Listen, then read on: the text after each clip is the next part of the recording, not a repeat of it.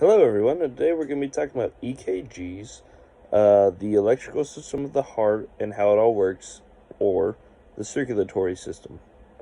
We're going to talk about how the heart pumps first. So the atriums start off going through a process called diastole, which is the filling process.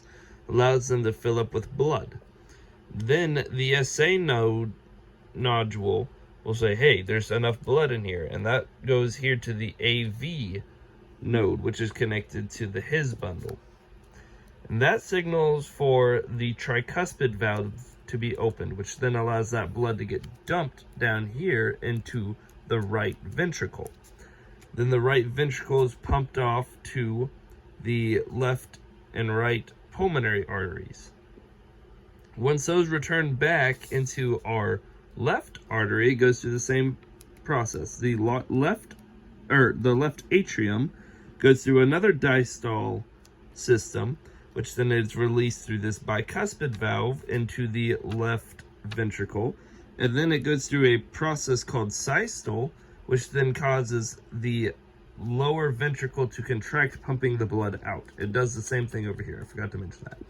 Pumps the blood out, and that would pump it out the pulmonary valve and through the aorta to everywhere else in the body. Right here, I have a much more simple version of the electrical system of the heart. So we have our SA nodule and our AV nodule. They're connected a couple of different ways just to make sure that there's a good connection, which the AV nodule is then connected to the His nodules, which then splits into the branches of the His bundle, my bad.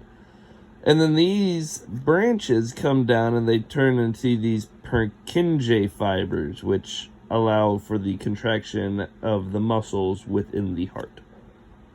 As well, we have the EKG.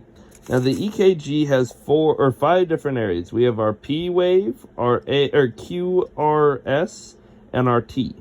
Now, the P wave is the atrial depolarization. It causes a drop in the heart signal because it is going down. And then the QRS complex is the depolarization of the ventricles.